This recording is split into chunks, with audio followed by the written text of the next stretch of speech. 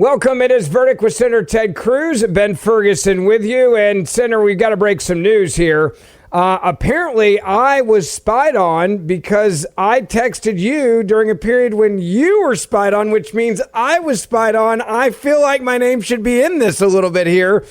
We thought it would happen. It came out. It's real. Congratulations. They really wanted to see what you were texting, and I think they're going to be highly disappointed. I'm not going to lie. Look, I think my texts are pretty damn amusing, and I'm sorry you have no sense of humor. I need to text you more about when Ole Miss doesn't win a football game. But yes. You're right. The news broke. The news broke in the last couple of days that the Biden Department of Justice, Jack Smith, issued a subpoena spying on me, trying to get information about my cell phone, about communications I was having, about voicemails, about text, all the information they could from my subpoena. That now makes 9 Republican senators that the Biden DOJ issued subpoenas and tried to get their cell phone records. We're going to break that down. We're going to talk about what an extraordinary abuse of power this is, what a nakedly political action it is. We're going to break all that down for you. We're also going to talk about, I spent about 2 hours with President Trump at the Oval Office today at the White House. He invited all the Republican senators to have lunch with him.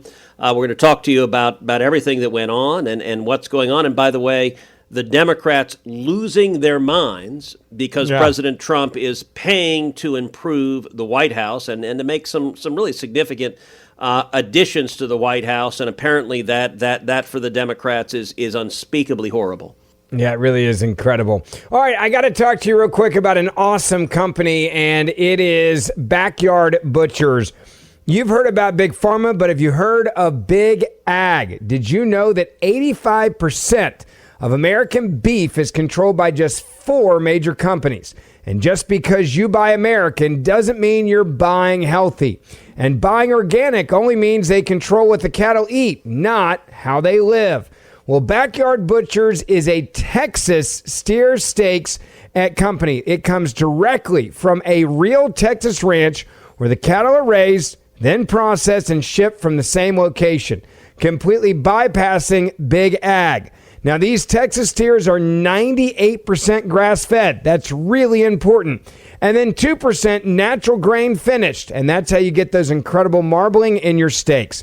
With no growth hormones, no antibiotics, and no preservatives. The quality and the flavor are phenomenal. Now, I just got a box the other day, and I can tell you, all 3 of my boys, they said the same thing. Dad, this is amazing. We want more steak. And that's exactly what I gave them, more steak after that. So, if you're all about making America healthy again, well, then it starts by going back to the roots and eating real meat from the hardworking ranchers who raise cattle the right way in Texas. So go to backyardbutchers.com. And if you enter the promo code VERDICT, that's VERDICT, you're going to get up to 30% off and 2 free 10-ounce ribeyes on top of that. Free shipping when you subscribe, and you can fight back against Big Ag with your fork, support American ranchers, and just get a great steak. Backyardbutchers.com, promo code VERDICT, and you're going to get, again, up to 30% off and those 2 free 10-ounce ribeyes. Backyardbutchers.com, promo code VERDICT. You're going to love it. All right, Senator, so let's start with the big news. Where were you when you found out that you were spied on as part of Jack Smith's investigation into Donald Trump? This clearly is a fishing expedition. Yep. And what were you told? Have you been briefed on this, or are you just getting the same intel we are from reading it in the news? So I found out about this last Thursday. I got the information. And let's back up a couple of weeks ago. A couple of weeks ago, the news broke that Jack Smith, the prosecutor in the Biden DOJ that was going after January 6th, that was going after President Trump, had subpoenaed 8 senators and 1 Republican House member and had gotten their cell phone records. And the 8 senators who had been subpoenaed were Marsha Blackburn, Ron Johnson, Bill Hagerty, Josh Hawley, Cynthia Lummis, Lindsey Graham, Dan Sullivan, and Tommy Tuberville. And then Mike Kelly, a Republican House member from Pennsylvania, was also subpoenaed. All 9 of them had their cell phone records handed over to the Biden Department of Justice. Now, I got to admit, just over a week ago, Sean Hannity was in town, and I had dinner with Sean. and with several of the senators on that list as well. And I was laughing with Sean. I was saying, I'm actually kind of offended. Like how did I get left out of this list? Like, what did I have to do? Dude, yeah, to make the list, right? I was literally standing on the Senate floor on January 6th, objecting and leading the fight. And I had brought together 11 senators to stand together in fighting for an election commission to assess the evidence of voter fraud, and including many of the senators who were subpoenaed were in the group that I'd brought together. So I was joking with Sean, but I wasn't entirely joking. Well, it turns out the reason I was not on the list is apparently all 8 of those senators, their cell phones are with Verizon. And the evidence had come out that Verizon had handed over their cell phone information. Well, my cell phone is with AT&T, and I didn't know it at the time, but I found out late last week that Jack Smith sent a subpoena to AT&T demanding my cell phone records, and AT&T told him to go jump in a lake. AT&T did not give my cell phone records. I really, look, AT&T is based in Texas. I'm proud of them. They did the right thing. I appreciate that. And they assessed it. They had a subpoena from Jack Smith. By the way, the subpoena called for, quote, detailed records for inbound and outbound calls, text messages, direct connect, and voicemail messages, among other things. So they were seeking that. There was also an order from Judge Boasberg, who was, this left-wing judge who's been presiding over much of the litigation against Trump, had an order from Judge Boasberg ordering AT&T, you cannot disclose to Cruz that we're seeking his cell phone information for a year. Isn't that amazing, by the way? Hey, you sitting United States Senator, don't tell him. We don't want him to know. Yes. And so AT&T examined it, and they came to the conclusion. Now, the way it works, so the subpoena just comes, and they get a cell phone number. So the Biden DOJ didn't identify who they were seeking. And by the way, look, the telecom companies, typically, if they get a subpoena for phone records on a number, they typically hand it over because it's usually a drug dealer, a criminal. You have a subpoena that's issued from a grand jury, so they will routinely in a criminal proceeding hand over. Well, it so happened that AT&T, even though they just asked for the number, they looked and realized whose number it was, and they talked with their legal team. And they said, listen, what Cruz is saying is, and any member of Congress, what they're saying is protected by the speech and debate clause of the Constitution. The Constitution protects the ability of senators and House members to engage in debate, to do our jobs. Article 1 of the Constitution vests all legislative power in the Congress. And in fact, on January 6th, it was very literally speech and debate. As I said, I was standing on the Senate floor giving a speech and raising an objection. So it's literally the heart of what one does as an elected member of Congress. And so AT&T concluded, listen, we're not going to comply. As I said, I'm grateful for AT&T doing that, but that now makes it 9 senators that we know of, and one House member. So I'm guessing there might be other senators that were also at AT&T, and they probably said, no, we're not going to do that either, right? It would be Verizon just caved instantly and said, sure, here's everybody you're asking for. There could be easily, I would say, another 4, 5, 6 others. Who knows how many outside the Senate, right, that they could have asked for, that they could have said no to as well. And I would assume there was a lot of people on AT&T. Well, and look, the Biden DOJ also went after the Republican Attorney Generals Association. It went after Turning Point USA. This was a massive fishing expedition, and this was a political persecution. Understand, Jack Smith was appointed special counsel to investigate and prosecute January 6th, 3 days after Donald Trump announced his campaign for re-election in 2024. Yeah. Literally 3 days later. So it was 2022. So it was 2 years after January 6th. They had not appointed anyone, and yet suddenly when Trump announces his campaign, they rush to appoint Jack Smith to say, go after Donald Trump because we want to stop the voters from voting for him. Sure. But 9 senators, that is 20% of the Republicans in the United States Senate. And I got to say, for the executive branch to engage in wholesale spying on their political opponents.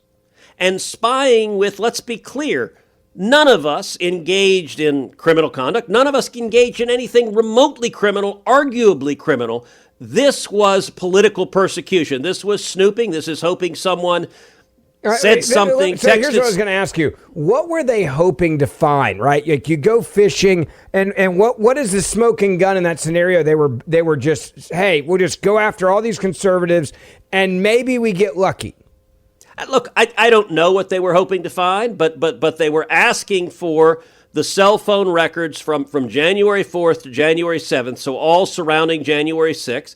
I assume they were looking for some modicum of coordination with those who engaged in active violence on that day. Part of their theory was the alternate electors that were being sent from various states, so I assume they were looking for some modicum of coordination there. But this was a political prosecution because they did not have evidence, and so they said, well, let's go through their cell phone records and see if we can find something. And by the way, who knows if somebody had sent something stupid via text, had a voicemail, people, when you go through someone's emails, when you go through someone's cell phones, when prosecutors go looking for a crime, the nature of a fishing expedition is let's go look around. There's a book that was written decades ago that's called 3 Felonies a Day. And it talks about how the average American commits 3 felonies a day, that in our regulatory state things are so complicated, things are so mired in complexity that you can violate, you step on a wetland in your backyard. And there's an old line that a prosecutor can indict a ham sandwich. Yeah. That a prosecutor goes in front of a grand jury. When a prosecutor goes in front of a grand jury, there's no defense attorney there. It's just the prosecutor and members of the grand jury. And so I don't know what they were looking for. I think they were looking for anything that could stick because this was a political prosecution. Let me ask you this. So, Ben, I just want to say I'm really grateful they did not find the pictures you sent of me of you in a pink tutu, because I just think that it's not criminal. All my Ivy League jokes that I send you about the Ivy League snobs. I mean, Jack Smith probably ended up going to one of those places. That could have been very bad for me. It would have been, and I got to say, just the typos and misspellings that you have in your text, that alone would have been a little bit embarrassing too. So I'm glad none of that came out. The good news is they're very hard to decipher when if it's in front of Congress. Like it's what was Ben really trying to say, and I'm like, you're welcome. I will tell you, Ben. I talked to AT&T today, and I said, look, you guys ought to start a marketing campaign of shift to AT&T. We'll protect your stuff. We don't kudos to them like Verizon. I don't have a good answer to that, but I did, and I didn't know about this until just a few days ago. So this was when the first news broke. I was joking that I felt excluded, but it wasn't entirely a joke. And then I was like, oh, okay, that makes sense. And here we are. Being able to protect my family is so important to me, and it's one of the things that I want you to know about how you can help protect your family as well from those that may be trying to do you harm. Now, for weeks, I've been joined by Josh from Byrna to share stories of how people just like you and me have used their Byrna launcher to protect themselves and their families. Now, Byrna is a handheld pistol that fires both kinetic rounds and chemical irritants to separate you from an attacker. Josh is back today to share a true story of how a man was able to stop 2 pit bulls from harming him and his daughter using the Byrna SD. Josh, tell us the story. This story is great because I guarantee many people have been in a very similar situation. So Kyle, an Illinois resident, was walking his young daughter home from a play date just down the street from their house when he noticed 2 unleashed pit bulls running down an alley, aggressively charging right at them. He quickly lifted his daughter over a fence of a yard to put her in a safe place and drew the Byrna SD that he was actually carrying on him. And using a combination of kinetic and our max projectiles, Kyle fired 5 rounds at the 2 pit bulls, striking both the ground in front of them, but also the dogs themselves.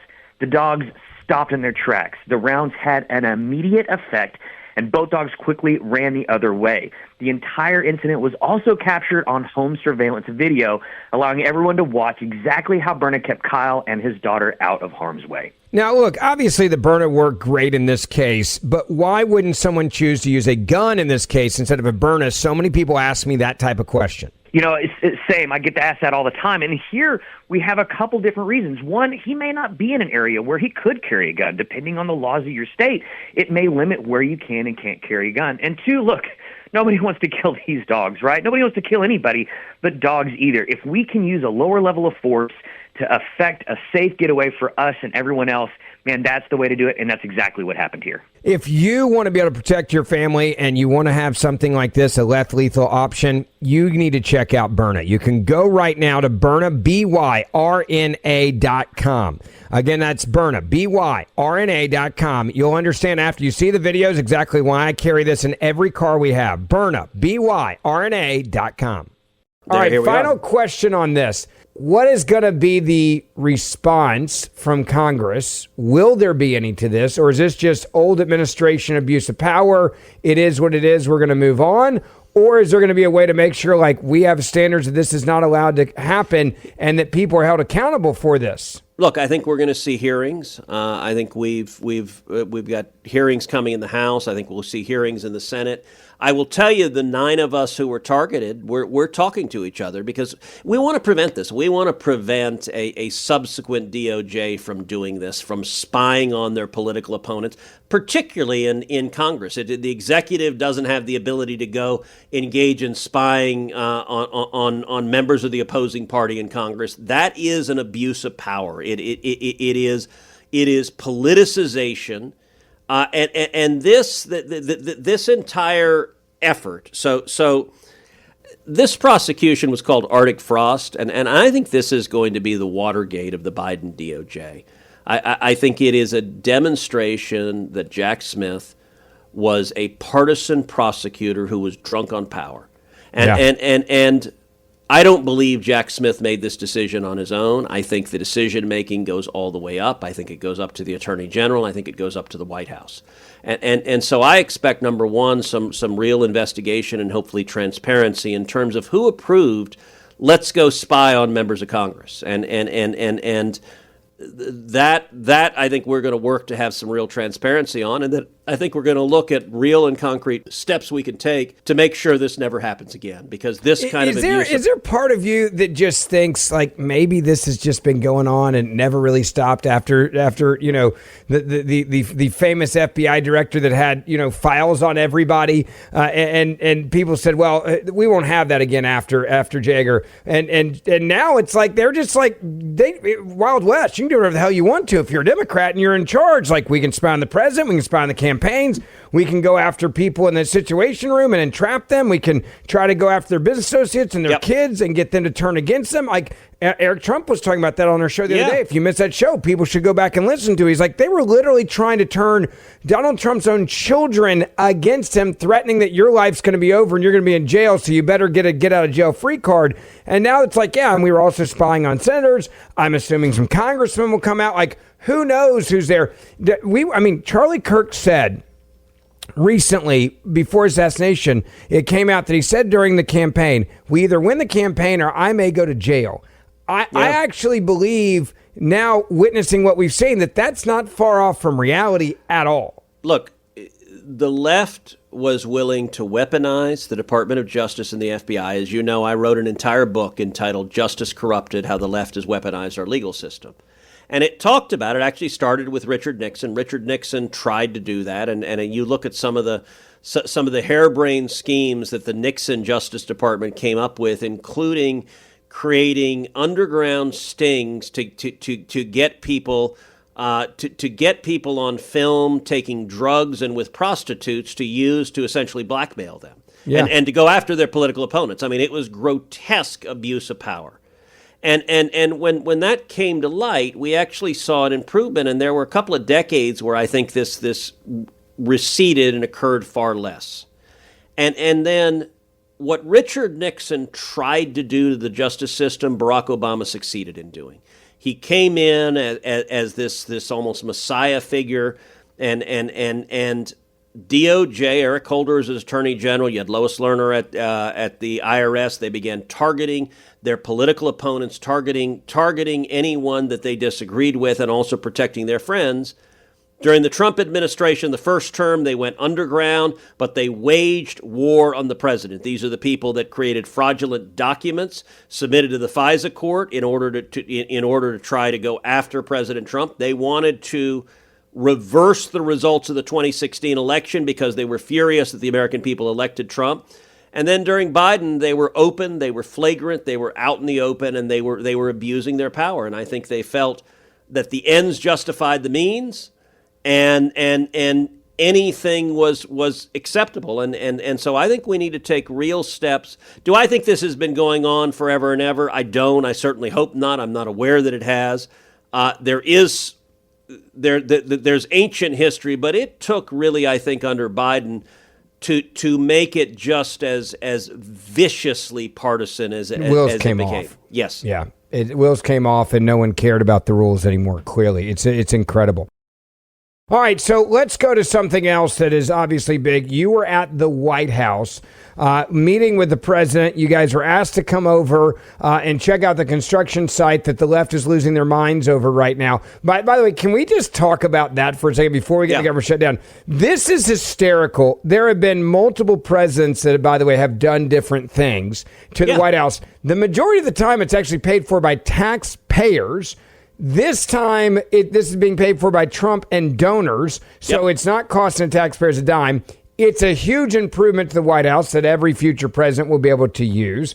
I love that. And yet the lies that are out there is that Donald Trump is like destroying the White House and he's gone rogue and he's destroying America's house and it's going to cost you money while the government's shut down. Like there's tons of Democrats out there putting it out there going, oh, so the government shut down, but Donald Trump's spending money on this, implying that like this government shutdown doesn't involve his plans. Yeah, because it's private money, you liars. So you were there, you saw it, and I'm sure it came up.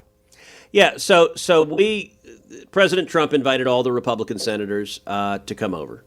And we came and joined him. We had lunch with him. He served cheeseburgers and French fries. I got to say, the cheeseburgers were really good. There was actually a rumor he was going to serve McDonald's. I was going to say, was it McDonald's? Because he did that before when there was a shutdown. Yeah, look, there was a rumor that he was going to serve McDonald's, and I think it is at or near the anniversary of when he went to work at a McDonald's restaurant, which was one of the classic moments of the campaign last year. Yeah.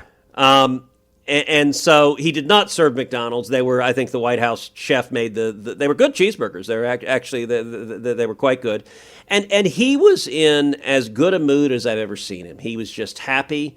So we met in the Rose Garden, and the Rose Garden, it's right off the Oval Office, and it is surrounded by rose bushes, and it used to be like the ground was just a lawn, and it was just grass. Yeah. And it's interesting. The president talked about this quite a bit, and you can actually watch it on TV. He was on TV, and the cameras were there as he was talking. But he's a builder. He's excited about this. There was a joy as he was talking about this project. And he said, look, the Rose Garden, the problem was it was grass. When it rained, it would get muddy. You'd do events here, and you're trudging through the mud and the grass. He said, women would be there. I've been there for this. Yeah. Women would be there in expensive high heels. The high heels would be sinking into the mud. They'd ruin their shoes. They would get upset. And so what he did is he built a patio instead. So he did not, I was told not a single rose was killed. The rose bushes are all there. But instead of the grass in the middle, he built a white marble patio that is matching the stone on the White House itself. So it's very much, it's the same color. It's the same theme. It clearly ties in aesthetically.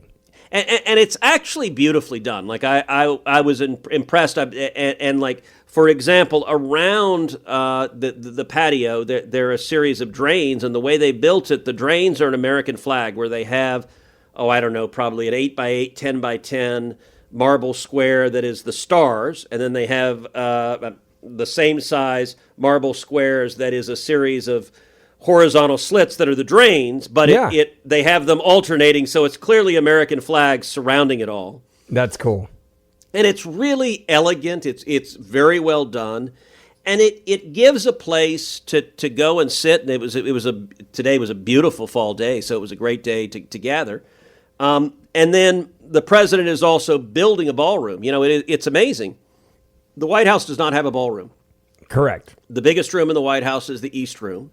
Yep. But the East Room is not that big. Like if you're doing a seated dinner there, you can It's get tight. maybe 80 people there. I mean, Yeah, it's just, I've been in there for dinner. It is, I mean, it's like, it's tight. Like there's not a lot of room to mingle, much less dance. And I don't think, if you've never been to the White House, I do think this is something that people, I think they think it's a lot bigger than it really is. Yeah.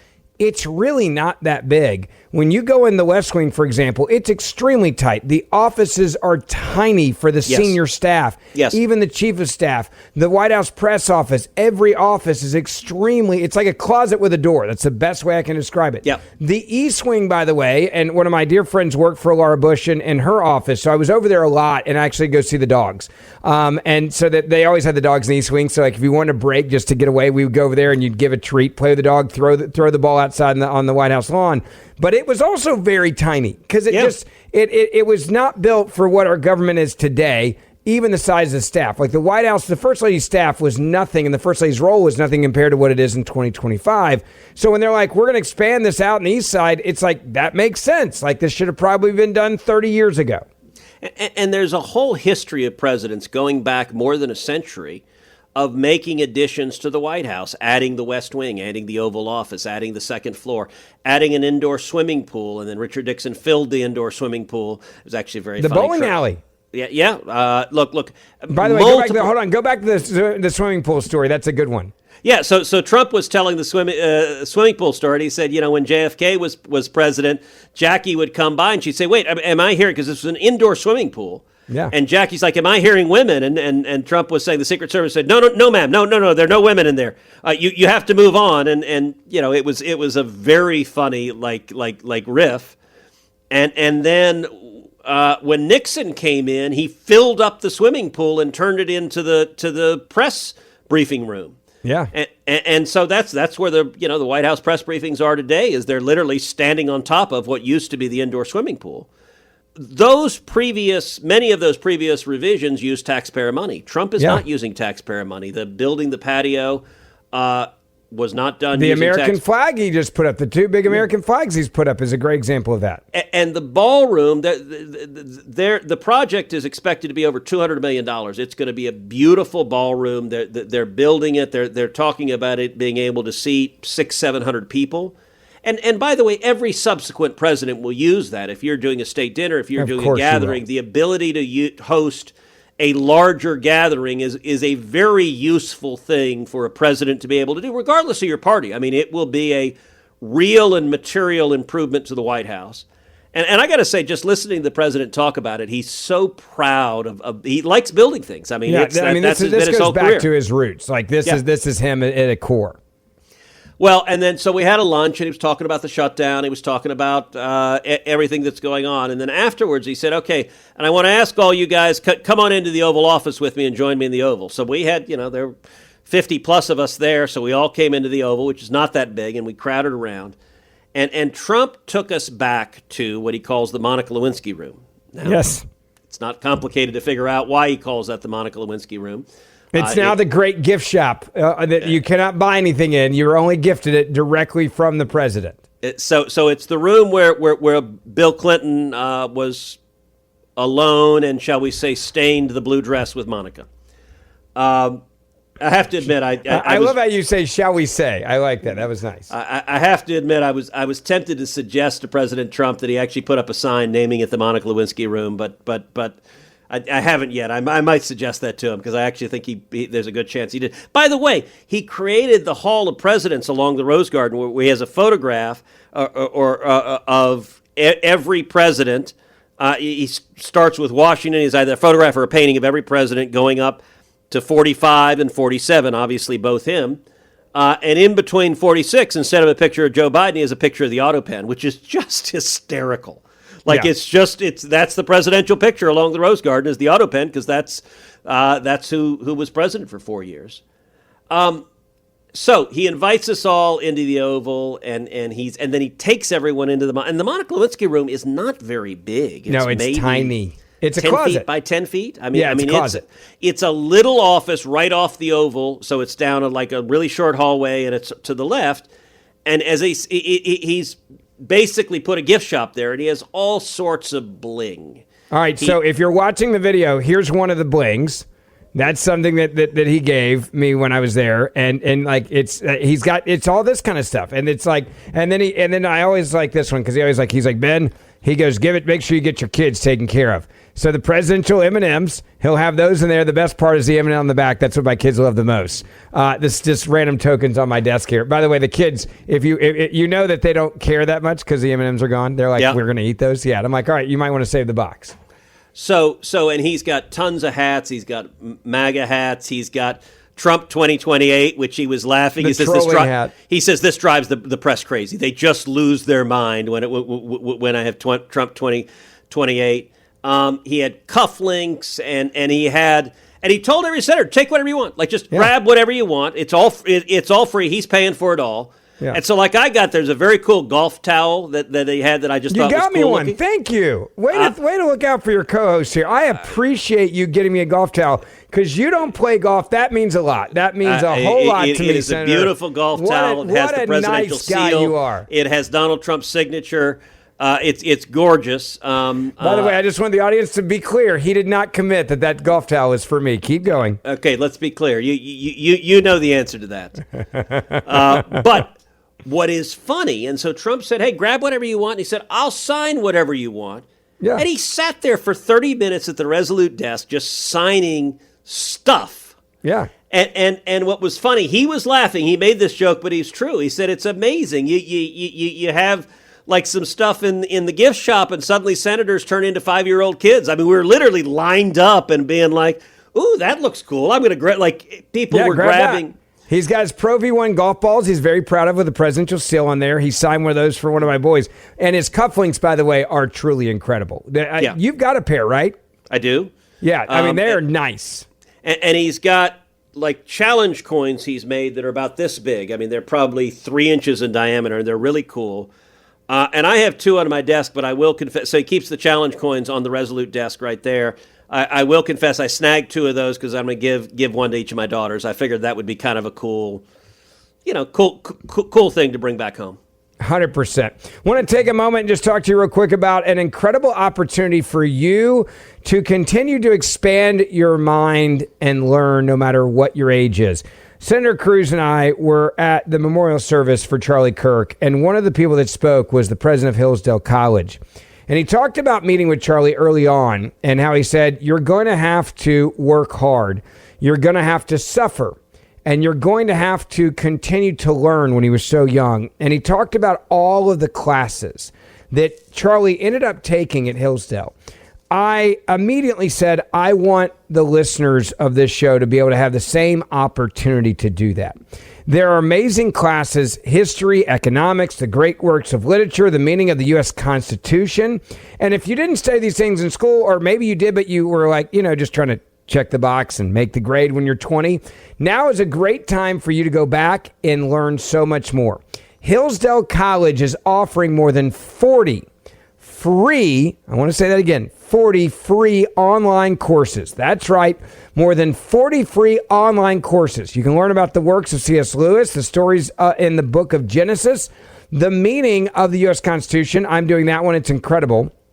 The rise and fall of the Roman Republic, or the history of the ancient Christian church, with Hillsdale College's free online courses. Now, I'm also looking at the Constitution 101. It's amazing, a refresher course, and you can see and explore the design, the purpose of the Constitution, the challenges it faced in the Civil War, and how it's been undermined for more than a century by progressives and liberals.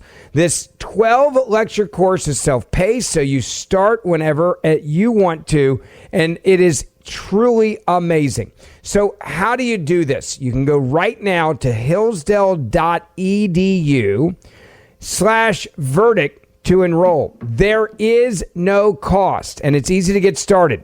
That's hillsdale.edu/verdict, VERDICT, to enroll for free and take any one of these classes. Take advantage of it. It's free. hillsdale.edu/VERDICT, verdict, and go check out the amazing classes they have there.